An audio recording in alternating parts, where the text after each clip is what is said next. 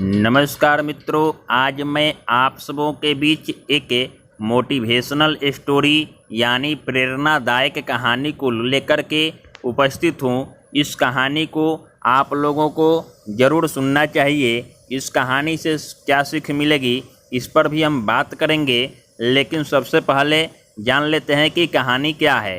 एक समय की बात है, एक राज्य में एक प्रतापी राजा राज्य करता था।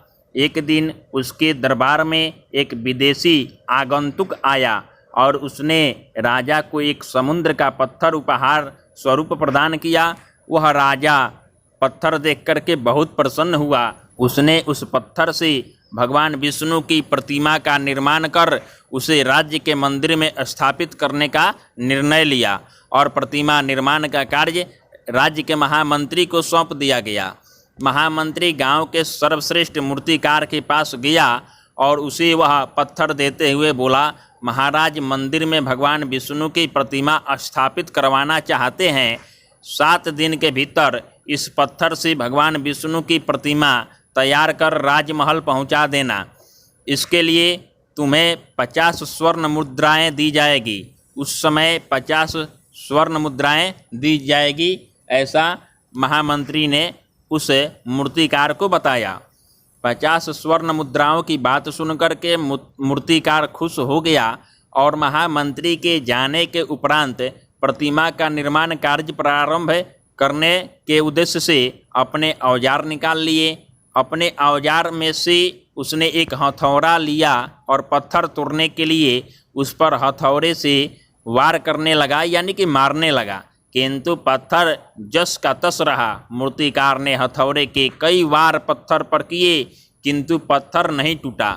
50 बार प्रयास करने के बाद भी जब पत्थर नहीं टूटा तो मूर्तिकार ने अंतिम बार प्रयास करने के उद्देश्य से हथौड़ा उठाया, किंतु यह सोच करके हथौड़े पर प्रहार करने के पूर्व ही उसने हाथ खींच लिया कि जब 50 बार मारने के बाद भी पत्थर नहीं टूटा तो अब क्या टूटेगा। वह पत्थर लेकर के वापस महामंत्री के पास गया और उसे यह कह कर के वापस कर आया कि इस पत्थर को तोड़ना नामुमकिन है, इसलिए इसे भगवान विष्णु की प्रतिमा नहीं बन सकती। महामंत्री को राजा का आदेश हर स्थिति में पूर्ण करना था, इसलिए उसने भगवान विष्णु की प्रतिमा निर्मित करने का कार्य गांव के एक साधारण से मूर्तिकार को सौंप दिया। पत्थर लेकर के मूर्तिकार ने महामंत्री के सामने ही उस पर हथौड़े से प्रहार किया और वह पत्थर एक बार में ही टूट गया। पत्थर टूटने के बाद मूर्तिकार प्रतिमा बनाने में जुट गया।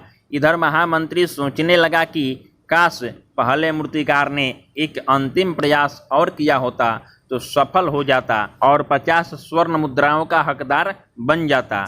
मित्रों, हमें इस कहानी से यही सीख मिलती है कि हम भी अपने जीवन में ऐसी परिस्थितियों से दो चार होते रहते हैं।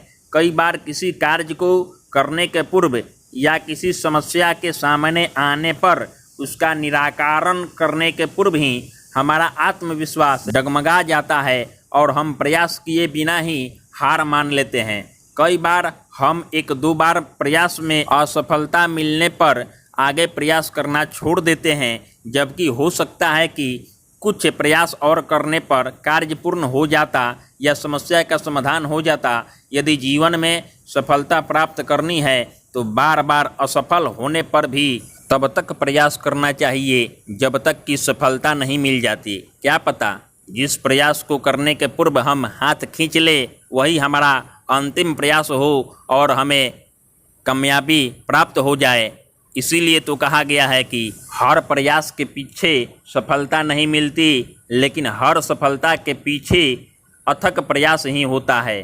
तो दोस्तों, यह कहानी आप लोगों को कैसे लगी कमेंट में ज़रूर बताएं और आपका जो भी सवाल हो कमेंट बॉक्स में कमेंट करके आप हमसे पूछ सकते हैं। चलिए मिलते हैं एक नए वीडियो के साथ, तब तक के लिए जय हिंद।